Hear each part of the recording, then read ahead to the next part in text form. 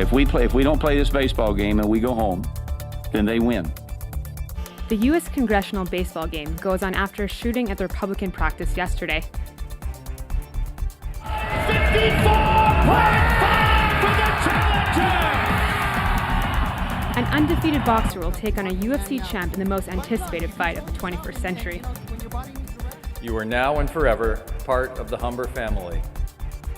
And pomp and ceremony for the graduating class of 2017. Humber News starts now. Hi, I'm Esther Klein, coming to you from our newsroom at Humber's North Campus. Thanks for joining us. Here's what's making news at this hour. We start with developing news in the city's northwest end. Toronto police arrested multiple members of the Driftwood Crips early this morning. 77 warrants were issued after a year-long investigation into the gang. Police say the Crip operates throughout Ontario as well as Saskatchewan, Alberta, and British Columbia. Police previously targeted the Driftwood Crips in a 2007 raid. Since then, their investigation has focused on homicides, shootings, firearms, kidnappings, and drug trafficking. In other news, 3 people died in a home fire in Hamilton early this morning.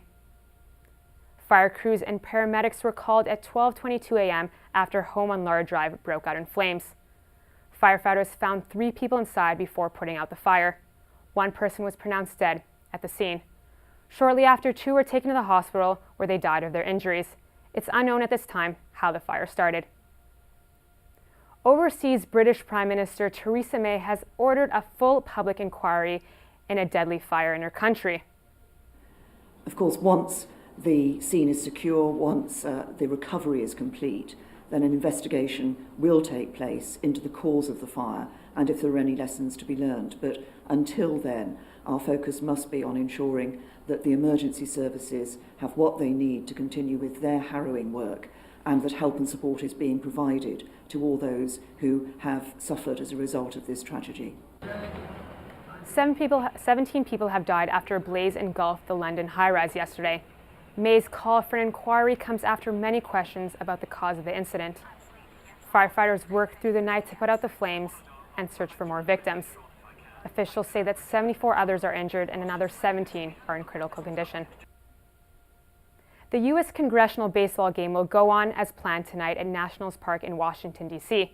Republicans and Democrats will unite in the wake of the Congressional baseball practice shooting yesterday. We're not going to let incidents like this change our way of life or our daily routines.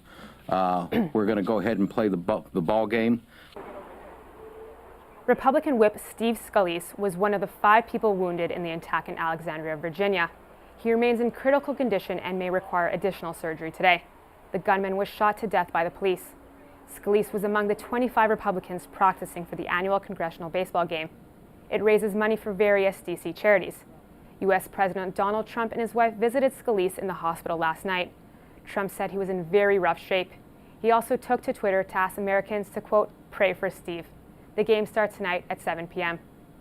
Trump was praised yesterday for his unifying speech, but he could be in trouble today. The Washington Post says that Special Counsel Robert Mueller was investigating the president for possible obstruction of justice. Trump lashed out on his Twitter this morning, calling the report a, quote, phony story with zero proof.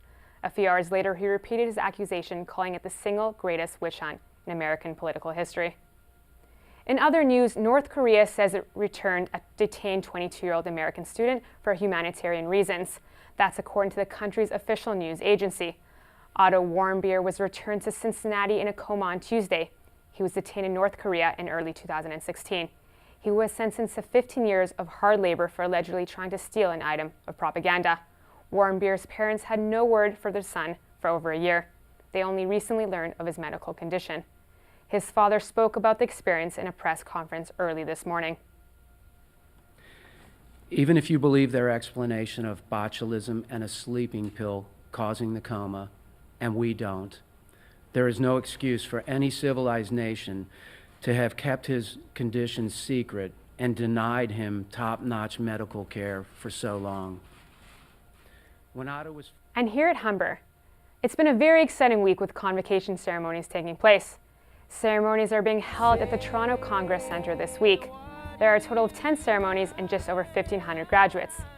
30% of all Humber grads are the first in their families to graduate from a post-secondary institution.